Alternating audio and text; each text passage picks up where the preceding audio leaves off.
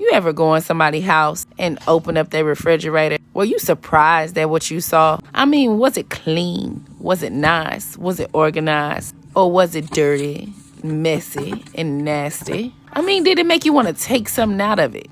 Or did it make you want to put something back? Because in my house, I have 5 kids, and they freely go in my refrigerator, and they freely eat up everything, and they freely don't put stuff back where it belongs. Okay, that's too much freely.